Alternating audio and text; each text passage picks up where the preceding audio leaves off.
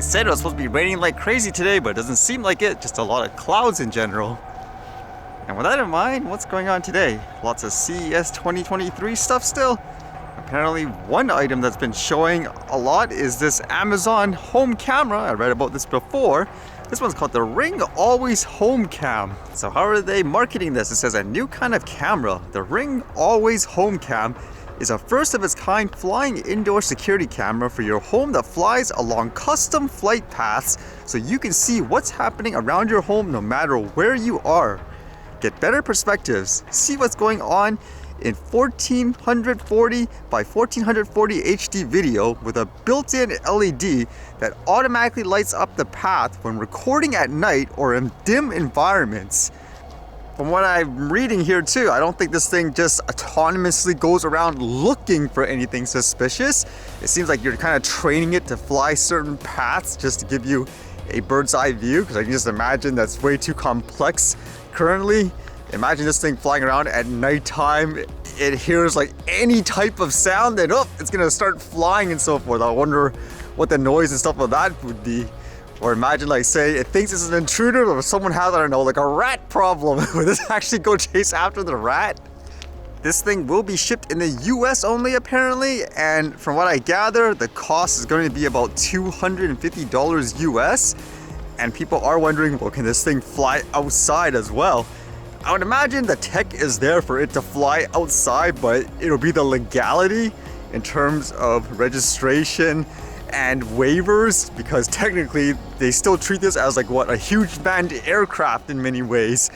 It's when you fly outside, it's a completely different story in terms of regulations and all that, so I wouldn't be surprised if for the time being they just say, nope, can't do it outside. And I wonder too, just in terms of practicality, since it is only flying inside, would it actually make more sense just to install more stationary cameras if you want views of your indoor environment? In some ways it does make more sense, right? I'm just kind of wondering what would the application of this be where it would be better to not install, I don't know, let's just say one camera in each room in a certain section so you get more view, plus you don't have to worry about battery life or this thing potentially crashing into things. And with that thought, I guess of a drone crashing, usually it needs something to determine where it is, for example, GPS coordinates and all that. And this one actually made me think, because apparently Snapdragon is partnering up with a company called Iridium, and they're going to enable, I guess, satellite messaging and emergency services and smartphones. So I thought that was kind of interesting. This one says, introducing Snapdragon Satellite, the first satellite-based two-way messaging solution for Android devices. And what exactly is this partnership? It says here that the two companies will enable satellite messaging and emergency services in smartphones powered by Snapdragon mobile platforms. Virtually almost every big smartphone you can think of uses Qualcomm processors and all that, except for things like Apple, where they use their own. And it says Qualcomm Technologies' new Snapdragon satellite solutions is supported by the fully operational Iridium satellite constellation. Emergency messaging using Snapdragon satellite is expected to debut starting in the second half of 2023 in premium Android smartphones launched in select regions. And the company mentions originally they thought they would only have their technology on certain phone manufacturers, but because they are partnering up with Qualcomm that makes the CPU and so forth, that pretty much expands to every company that uses their products and all that. It makes me wonder in terms of things like satellite services. This one says things like messaging and all that. When will we start to see, I guess, satellite phone services for the smartphones where people can just walk into a store and say, I'd like to subscribe to the satellite phone service and so forth. And this last one I read wasn't specifically CES or anything, but it makes you think just in terms of things like satellite communication. I can imagine with things like drones, a lot more people will be using some kind of satellite system to navigate, maybe for drone deliveries. And that's why this one was kind of interesting, where Walmart recently announced they used drone delivery last year for many stores, and here they released some numbers. As they say here, Walmart drone delivery by the numbers. It's been getting a lot of buzz. We first announced drone delivery in 2021 and have since expanded the service to offer delivery by drone to more markets and customers. And here, there's all these details. Like it says, 36 Walmart stores in the US have drone delivery hubs operated by DroneUp, Flytrex, and Zipline. So multiple companies, and they say here they did actually 6,000 plus drone deliveries in 2022.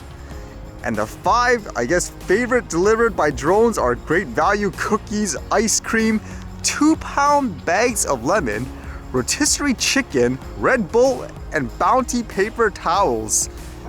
They also claim here when someone made an order using drone delivery, it's always been, I guess, delivered in less than 30 minutes, and 85% of the items in a neighborhood market meet the weight, 10 pounds, and volume requirements to be delivered by drone. And 4,700 stores located within 90% of the US population, making Walmart uniquely positioned to offer drone delivery at scale. I'm actually surprised I haven't seen more videos and so forth of people actually using these services. But either way, with a huge company like this, it's only a matter of time, in my opinion, when you start seeing this stuff in a regular basis. Now, will that mean for recreational people, for example, they'll be kicked out of the airspace and all that? I guess we'll see.